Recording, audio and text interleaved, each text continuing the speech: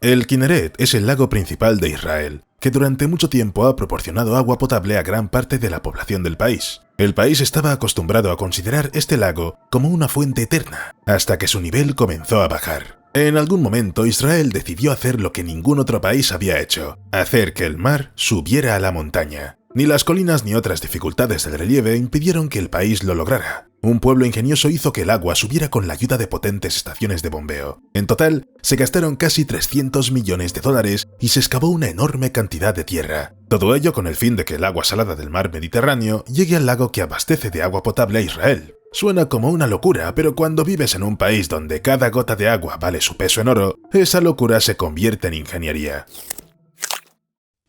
El lago principal de Israel.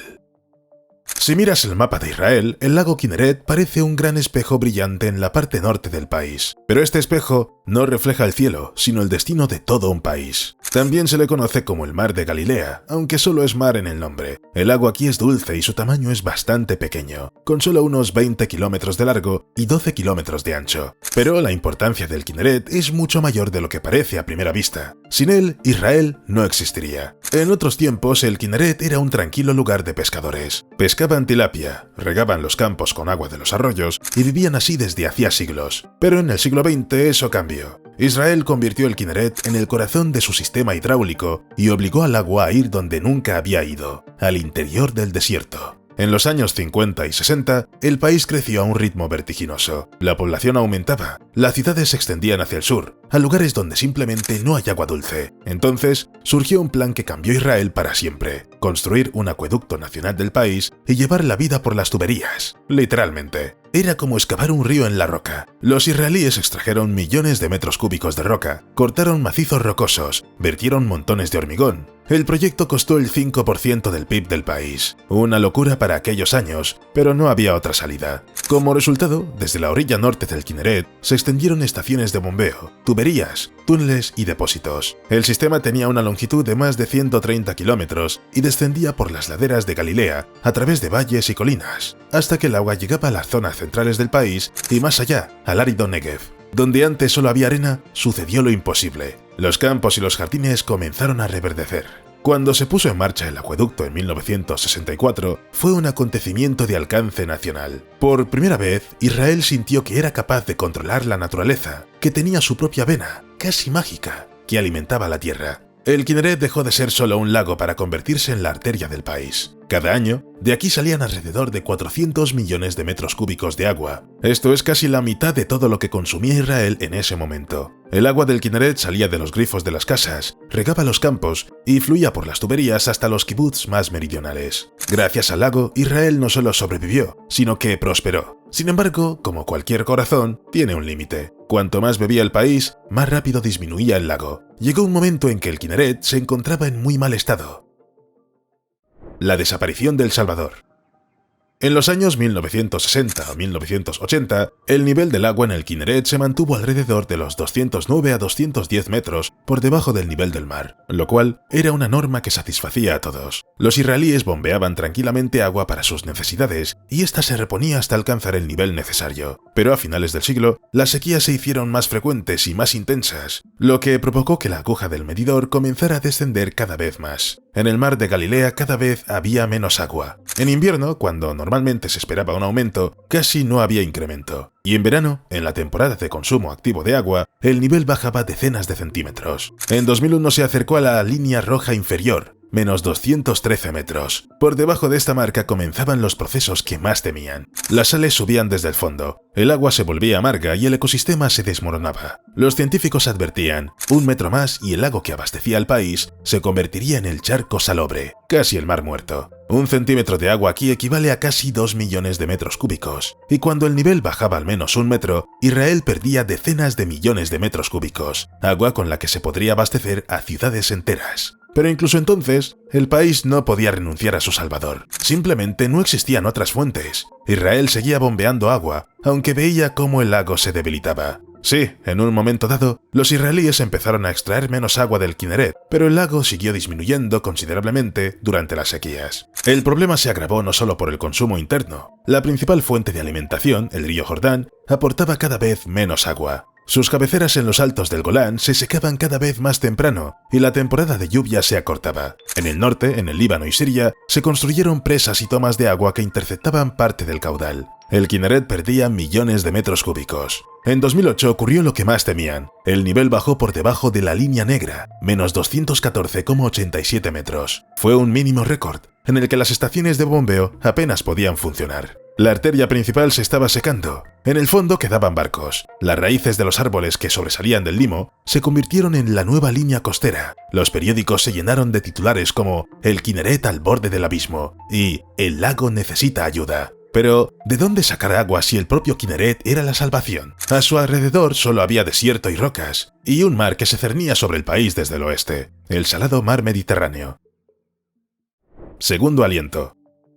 Así pues, el mar Mediterráneo parece una fuente inagotable de agua. Podría parecer que ahí está la solución. Llena el lago con agua del mar y el problema desaparecerá. Pero el lago tiene sus propias reglas. El agua del mar es demasiado salada para entrar en el lago que abastece al país. Es como verter salmuera en un cuenco con agua de manantial. Parece líquido, pero no sirve para nada. Por eso Israel decidió no luchar contra la naturaleza, sino burlarla. Así, aproximadamente en 2018, nació un proyecto que suena como un desafío a la física: el Acueducto Nacional Reversible. El mismo que antes llevaba el agua del Kineret al mar, ahora hace lo contrario: bombea el agua del mar hacia arriba, contra la gravedad. La idea es simple pero genial. El agua de mar llega desde la costa, pasa por enormes plantas desalinizadoras y solo entonces se envía más lejos, allí donde realmente se necesita. Y lo más sorprendente, ni siquiera hubo que construir nuevas plantas. Israel aprendió hace mucho tiempo a convertir lo salado en dulce. La planta desalinizadora de Ashkelon es, en esencia, un símbolo del milagro hídrico israelí. Cuando se puso en marcha en 2005, todo el mundo habló de que Israel había logrado vencer la sed. En aquel momento era la mayor instalación de este tipo del planeta. Situada a orillas del mar Mediterráneo, la planta parece una ciudad industrial. Kilómetros de tuberías, depósitos, potentes bombas, trabajo las 24 horas del día. La planta no solo purifica el agua, sino que hace posible la existencia de todo el sistema hídrico del país tal y como lo conocemos hoy en día. Cada año, Ashkelon produce alrededor de 120 millones de metros cúbicos de agua dulce. Es difícil imaginar cuánto es eso, así que digamos que es suficiente para abastecer a toda una megápolis o, como dicen los ingenieros, para abastecer de agua a un tercio de la población de Israel a mediados de la década de 2000. El agua de aquí se suministra a la red nacional y se distribuye a ciudades, pueblos y regiones agrícolas. Todos los que lo necesitan reciben sin duda parte de su agua precisamente de esta planta desalinizadora. Sorek, puesta en marcha en 2013, se ha convertido en una parte aún más impresionante del nuevo sistema. Es una auténtica gigante, capaz de producir alrededor de 150 millones de metros cúbicos de agua dulce al año. El diámetro de las membranas es mayor que en cualquier otro lugar del mundo, lo que hace que el proceso sea más rápido y eficaz. Además de estas instalaciones, otras 3 estaciones se han convertido en fuentes de abastecimiento para el Kineret, que en conjunto producen más de 300 millones de metros cúbicos de agua al año. Todas las plantas desalinizadoras conectadas al Sistema Nacional de Acueductos Reversibles funcionan según el principio de ósmosis inversa. En términos más sencillos, se trata de una filtración convencional llevada a la perfección. El agua limpia resultante se enriquece ligeramente, ya que tiene un nivel de minerales demasiado bajo. Para que sea apta para el consumo y proteger las tuberías de la corrosión, es necesario perfeccionarla. Sin embargo, el agua de las plantas desalinizadoras no se suministra al Kineret de forma ilimitada, ya que también es necesaria para satisfacer las necesidades del país. Por eso, todo está cuidadosamente calculado. La Administración Israelí de Recursos Hídricos supervisa el nivel del agua, basándose en esas mismas líneas rojas y negras. La línea roja inferior es el umbral a partir del cual al Kineret le cuesta respirar. El ecosistema comienza a sufrir, las orillas quedan al descubierto y las algas toman el control. Si la aguja del nivel desciende por debajo de esta marca y la temporada de lluvias ha sido escasa, se toma la decisión de activar el conducto de retorno, es decir, comenzar a bombear agua desalinizada del mar Mediterráneo y detener por completo el bombeo del Kineret. Pero el agua desalinizada aún tenía que ser transportada, y eso no se podía hacer con el sistema de abastecimiento de agua existente en ese momento. Israel se convirtió en el primer país del mundo en hacer que el agua del mar subiera a la montaña para salvar su reserva natural de agua. Y si antes el Kineret abastecía al país, ahora es el país el que abastece al Kineret. Arterias salvadoras. Para que el agua pudiera fluir en sentido contrario, hubo que reconstruir literalmente el cuerpo del país. Las viejas tuberías, las estaciones de bombeo, los filtros, todo lo que durante décadas había empujado el agua hacia abajo, ahora tenía que empujarla hacia arriba. Las viejas bombas no soportaban la presión, las tuberías eran estrechas y las estaciones estaban diseñadas para un flujo en dirección opuesta. Por eso, los ingenieros de la empresa Mekorot comenzaron a reconstruir el sistema de agua de Israel, como si fuera un juego de construcción. El proyecto costó casi 1.000 millones de shekels, unos 274 millones de dólares. Con ese dinero, el país construyó algo que nunca había tenido, un verdadero ascensor de agua. Desde la costa del mar Mediterráneo se tendió una nueva tubería de unos 30 kilómetros a través de valles y colinas hasta Galilea. Es un terreno difícil, rocas, desniveles, calor, pero la tubería no puede detenerse. En el mapa se extiende desde la costa hacia el norte, pasa por debajo de olivares, entre colinas donde nunca ha habido carreteras. Todo termina en el depósito de Salmón. Se ha convertido en el último punto del recorrido, donde el agua desalinizada del mar Mediterráneo hace una breve pausa antes de llegar al Kinneret. Aquí se equilibra la presión, se estabiliza el flujo y los sistemas de control verifican la calidad del agua. Todo esto es necesario para que el suministro al lago se realice exactamente según lo previsto, sin sobresaltos ni altibajos que puedan alterar el equilibrio del embalse. El depósito en sí mismo parece un espejo tranquilo entre las colinas de la Baja Galilea, pero en su interior se encuentra el corazón de todo el nuevo sistema. Desde aquí se pueden controlar los volúmenes de suministro, dirigir los flujos a diferentes secciones de la red y regular la presión en función de la temporada. Junto con la estación de bombeo, completa un ciclo cerrado que, por primera vez en la historia de Israel, ha permitido que el agua fluya en sentido contrario, no desde el mar de Galilea hacia la costa, sino de vuelta al manantial del país. Uno de los elementos más destacados de la nueva infraestructura es una gigantesca tubería de 1,64 metros de diámetro, tendida en paralelo al antiguo acueducto nacional. Esta arteria parece dar un giro a la historia. Ahora el agua fluye en sentido contrario. A medida que avanzaba el proyecto, se instalaron decenas de kilómetros de nuevas conexiones, se reforzaron los tramos antiguos de tuberías, se sustituyeron las válvulas y se modernizaron las subestaciones. Algunos tramos tuvieron que incrustarse literalmente en paisajes vivos. Además, se construyó una nueva estación de bombeo en la zona de Ein Surim, que es la que proporciona la mayor parte del agua. Hay otras estaciones más pequeñas a lo largo del recorrido, creando una cascada que permite que el agua suba gradualmente, sin sobrecargas. A finales de 2022, el proyecto se completó tras casi 5 años de trabajo. Y ahora, cuando el nivel de Kinneret comienza a bajar, basta con que el equipo del Centro de Control de Recursos Hídricos encienda las bombas. El agua del mar Mediterráneo, ya purificada y dulce, comienza su camino hacia el lago. Y ya en 2023, Israel se convirtió en el primer país del mundo en utilizar agua de mar para mantener el nivel y salvar su reserva natural de agua. En otoño y en invierno, cuando el nivel del agua suele bajar, el mar Mediterráneo envía agua al Kinneret a una velocidad de hasta 5.000 metros cúbicos por hora. Los israelíes lograron lo que nadie había hecho antes. Sin embargo, no se puede decir que la salvación del Kinneret sea mérito exclusivo del nuevo sistema. Israel es el país que mejor sabe vivir con la escasez de agua en todo el mundo, y a veces el ahorro se consigue con métodos inusuales para algunos. Toda el agua es importante.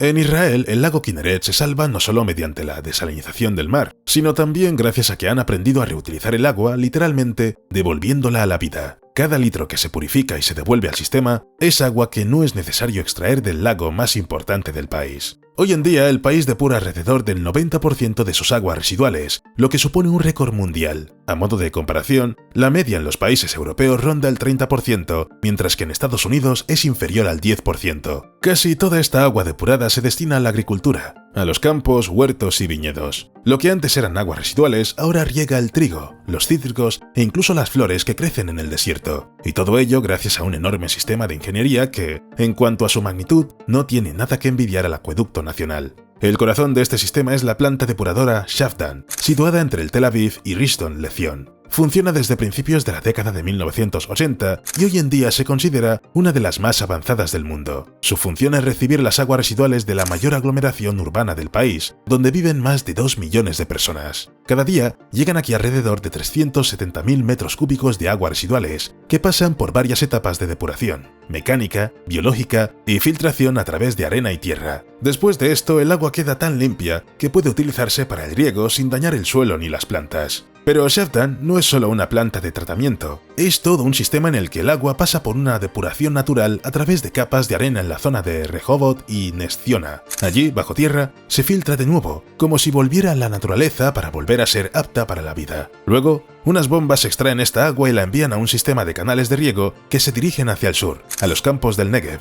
Gracias a este proyecto, la agricultura israelí recibe alrededor de 140 millones de metros cúbicos de agua depurada al año, lo que significa que no necesita tanta agua dulce del mar de Galilea. Además de Shafdan, hay más de 150 estaciones depuradoras en funcionamiento en el país, desde las grandes de Haifa y Jerusalén hasta pequeñas instalaciones rurales. Todas ellas están conectadas a una red común gestionada por la Dirección Nacional de Recursos Hídricos. Las plantas modernas están equipadas con sistemas de control de calidad y laboratorios donde se comprueban diariamente decenas de parámetros del agua. En Israel dicen, no tenemos aguas residuales, tenemos agua reutilizable. Esta tecnología ha permitido al país liberar enormes cantidades de agua dulce, reducir la carga sobre el mar de Galilea y estabilizar el equilibrio hídrico. E incluso con esto, el país no habría tenido tanto éxito en términos de ahorro de agua. Hay otras formas igualmente importantes de conservar este recurso tan valioso. La filosofía especial de Israel.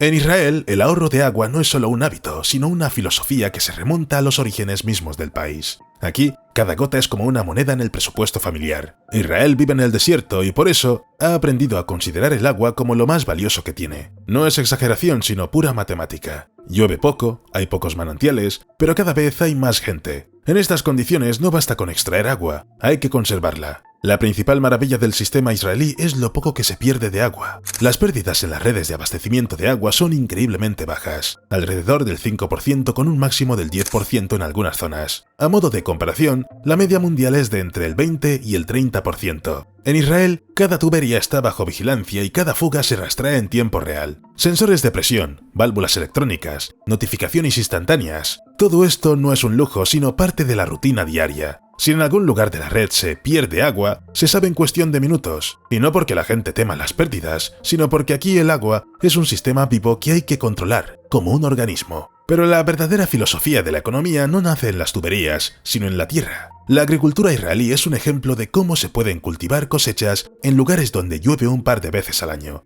Aquí el agua no corre como un río, sino que gotea. Fue precisamente en Israel, a mediados del siglo XX, donde se inventó el riego por goteo, una idea sencilla pero revolucionaria, en la que el agua llega directamente a las raíces, lentamente, gota a gota, sin evaporación ni pérdidas. Esta tecnología, desarrollada comercialmente por la empresa Netafim, ha cambiado la agricultura en todo el mundo. Hoy en día se utiliza desde España hasta la India, pero fue en Israel donde se convirtió en un símbolo del sentido común. No riegues los campos, riega las plantas. Con el tiempo, el riego por goteo se ha vuelto inteligente. En las granjas han aparecido sensores que controlan la humedad del suelo y la temperatura del aire. Algunas empresas han logrado que el riego sea extremadamente preciso. Sus sistemas analizan datos de satélites, sensores e incluso de las propias plantas. Cuando las raíces necesitan más humedad, el sistema envía una señal y abre la válvula solo lo necesario, ni una gota más. A veces, el agricultor no participa en absoluto en el control. Los algoritmos regulan el suministro de agua por sí mismos. Así, gracias a la precisión, el consumo se reduce en un porcentaje considerable. Y todo ello sin nada súper complicado. Simplemente agua inteligente que sabe dónde fluir. Incluso en casa, la gente instala sistemas de reutilización del agua. Por ejemplo, el agua de la ducha o de la lavadora se utiliza para regar el jardín. En las escuelas se enseña a los niños a cerrar el grifo mientras se cepillan los dientes. No parece una obsesión por el ahorro, es una cultura. Aquí dicen, no ahorramos agua, le damos una vida más larga. Y quizás ahí radica el milagro israelí, no en la desalinización ni en las tuberías, sino en la actitud. En un país donde una gran parte del territorio es desierto y otra parte, más pequeña, es casi desierto, la gente ha aprendido a no esperar a que llueva, sino a crear su propio ciclo del agua. Aquí, cada gota no es solo un recurso, sino parte de la vida. Y tal vez por eso Israel se ha convertido en un país donde el agua no desaparece. Tal vez sea en Israel donde muy pronto aparezca alguna nueva tecnología revolucionaria relacionada con el ahorro de agua. Ya ha aparecido el riego por goteo. Bueno, echa un vistazo a la agricultura del país. Allí, cualquier tecnología es revolucionaria para los israelíes. Robots al cuidado de los cultivos.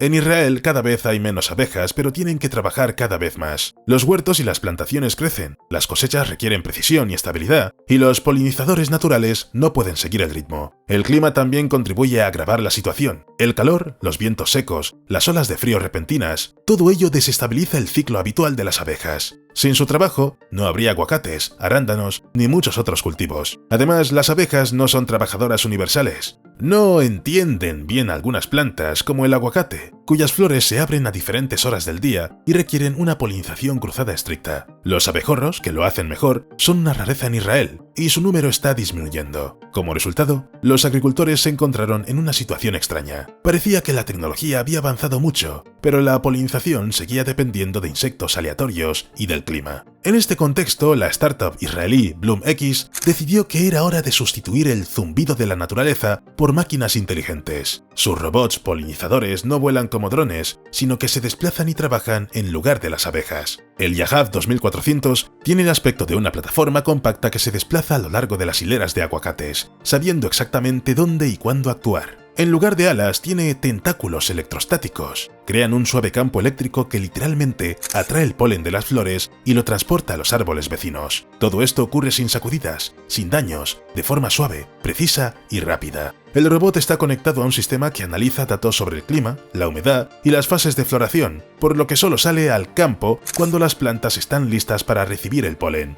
Una sola pasada del Yahav 2400 puede sustituir el trabajo de toda una colonia de abejas, y lo hace las 24 horas del día y con precisión matemática. Sin embargo, el Yahav 2400 no se limita a recorrer el jardín a ciegas. Ve los árboles y, con ayuda de cámaras y sensores, rastrea qué flores ya han sido polinizadas y cuáles acaban de florecer. Cada movimiento se registra en el sistema y el agricultor obtiene un mapa digital de la polinización, dónde, cuándo y cuánto polen se ha transferido. Esta precisión convierte un proceso que antes dependía del clima y los insectos en una tecnología controlable. El Yahav 2400 no sustituye a las abejas, sino que las respalda, trabajando donde la naturaleza no llega, y en esencia hace lo que los agricultores han soñado durante décadas. Convierte el caos de la floración en un sistema bien organizado y predecible. En algún lugar cercano, en los huertos frutales de Israel, los agricultores se enfrentan a otro problema. Los huertos son bonitos, pero requieren mucho trabajo. Las manzanas se pudren, los melocotones y los aguacates maduran en un par de días, y cada vez hay menos mano de obra disponible. En Israel, como en todo el mundo, la recolección es uno de los trabajos más laboriosos e impredecibles. En la temporada de calor no hay suficiente gente, y la fruta no sabe esperar. Y aquí es donde entran en escena las máquinas, capaces de hacer lo que antes se consideraba un trabajo puramente humano: recoger cuidadosamente los frutos de las ramas. La empresa israelí Tebel Aerobotics Technologies ha desarrollado, quizás, una de las tecnologías agrícolas más impresionantes de los últimos años. No se trata simplemente de drones, sino de todo un equipo coordinado de recolectores voladores autónomos, conectados por cables a una plataforma terrestre. Este módulo les sirve tanto de fuente de energía como de centro de control. Los drones vuelan hasta las copas de los árboles, los escanean con cámaras y sensores, y la inteligencia artificial integrada analiza cada manzana. Si está madura, si tiene el tamaño adecuado, si vale la pena recogerla. Una vez tomada la decisión, el dron se acerca con cuidado y, con ayuda de una pinza de vacío o una pinza suave, recoge el fruto sin dañar ni la piel ni las hojas. A continuación, el robot lo deposita en un contenedor situado en la plataforma y pasa inmediatamente al siguiente fruto. Las máquinas funcionan casi sin interrupción, día y noche. No se quejan del calor, no se cansan y no necesitan comer. Estos drones ya han sido probados en Chile, donde Tebel Aerobotics Technologies colabora con la empresa Unifruti Group. Allí las máquinas recolectaron manzanas de los árboles, demostraron una precisión y velocidad comparables a las de los trabajadores experimentados. Actualmente el sistema se está adaptando a diferentes cultivos: melocotones, nectarinas, ciruelas, peras y cítricos. Lo que es muy útil es que los drones inteligentes no solo recogen la cosecha, sino que también crean un mapa detallado del huerto, lo que ayuda a los agricultores a ver cada árbol casi desde dentro. ¿Y qué hay de las verduras? Israel también tiene experiencia en este ámbito. Aquí vuelve a entrar en juego el factor humano, que se querría sustituir por todos los medios. En los invernaderos, la vida bulle las 24 horas del día. Humedad, calor, densas hileras de tomates... Todo ello requiere precisión y atención. La cosecha aquí es como una operación quirúrgica. Hay que cortar el fruto sin dañar los vecinos, sin confundir los maduros con los verdes. Normalmente, esta tarea la realizan personas, pero incluso los recolectores más experimentados se cansan y cometen errores. La empresa israelí Metomotion decidió que era hora de confiar los invernaderos a los robots y creó el sistema Grow, un asistente autónomo que se mueve entre las hileras como un trabajador que no necesita descansar. Grow es una plataforma móvil sobre ruedas con 2 brazos equipados con cámaras y un sistema de visión 3D. El robot ve cada planta, evalúa su estado, distingue los frutos maduros por su color y tamaño y los corta con cuidado. A continuación, coloca cuidadosamente la cosecha en un contenedor, sin abolladuras ni arañazos. La inteligencia artificial le ayuda a reconocer incluso situaciones complejas, cuando las ramas están entrelazadas y los tomates están ocultos detrás de las hojas. Pero no todo se limita a la recolección. Grow también puede realizar otras operaciones rutinarias como podar hojas, aclarar y cuidar las plantas. Según los cálculos de los desarrolladores, esta máquina reduce la necesidad de mano de obra hasta en un 90% y reduce a la mitad los costos de producción en invernadero, convirtiéndolo en un ecosistema casi totalmente automatizado. En general, en Israel saben sacar el máximo partido a lo que tienen. Por eso hay una gran confianza en que algún día el ahorro de agua y el llenado del lago Kinneret también recaerán sobre los hombros de los robots.